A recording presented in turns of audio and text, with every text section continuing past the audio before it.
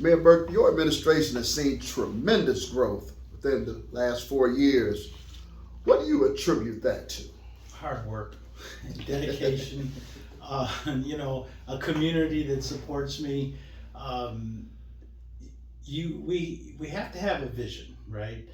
And when I took over, I said I was going to redefine Garfield Heights. I wanted to make it vibrant. I wanted to be a community where people want to come to, a destination.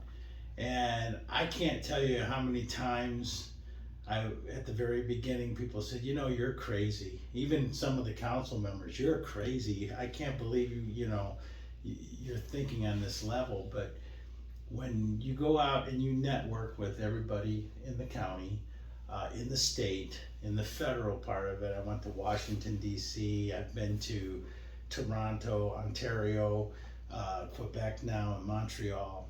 We got an award from the Great Lakes and St. Lawrence cities initiatives for our clean water stuff that we do up, I went to Milwaukee and I got to see what other cities do. And I'm like, I'm not that far off from what other cities do. And I've always asked, why not Garfield Heights? So one of the very first things that we had a conversation on was this Garfield Boulevard Trail.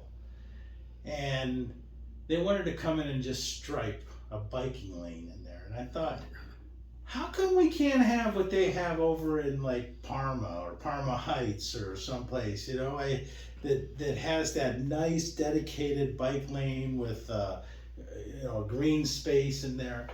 And we were on virtually at the time. We couldn't meet in person. It was still during the pandemic.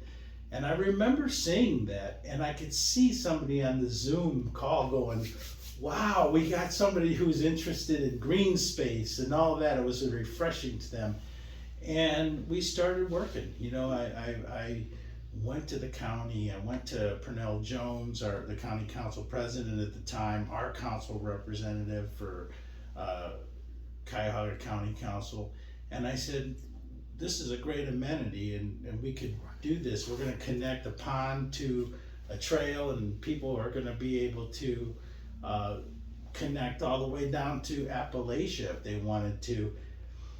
And little did I know that was what everybody is talking about, is connectability. So I say, our administration is in tune with the baby boomer generation, the Gen X generation, the millennial generation, even the Gen Zs. We have to understand how the different people think. And I often tell this story. Doesn't matter what side of the aisle you're on. Some people don't like electric vehicles. Right? They like gas vehicles. But guess what? Then they go out and buy an electric bicycle. And they discover that they could drive all the way to Akron and back. Guess what? You don't have to have a license. You don't have to have insurance. You don't have to have money for gas. You're not making a car payment. So if you're a single guy and that's how you get around, you know what? There's a lot of people that do that. Right. So that connectability is important. Then Garfield Heights doesn't have a downtown district.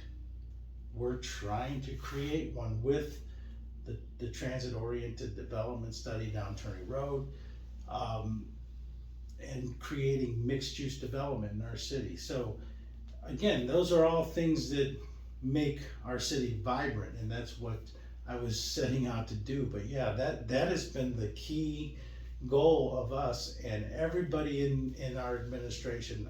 I don't care, from the senior center to the rec center, everybody seems to be on board with that vision, and that's what makes the team great.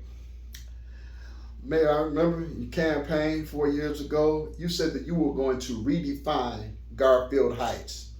Do you feel that you have redefined Garfield Heights, and are there any additional steps that need to take place? Yeah, I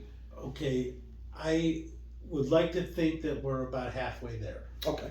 And the reason why I say that, when I was growing up, people would refer to Garfield Heights as Garbage Heights. Why? Because we were known for landfills, And then all of a sudden, Power for a Clean Future Ohio gives us an award for our Clean City initiative. And I thought, how ironic is that? That a city that was once known as Garbage Heights is now a clean city, gets a Clean City award. So that to me was like a feather in my cap. I'm very proud of that award. But then you turn around and the Great Lakes and St. Lawrence Cities Initiative awards us an award for our clean water initiative in remediating the lead pipes in our city.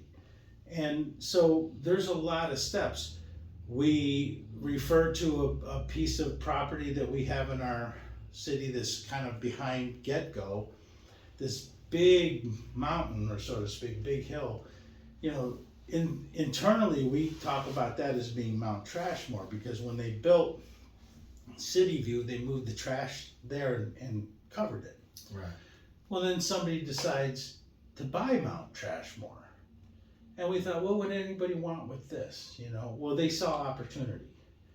They're now buying the parcel behind it. And what are they going to do? They're going to put solar there.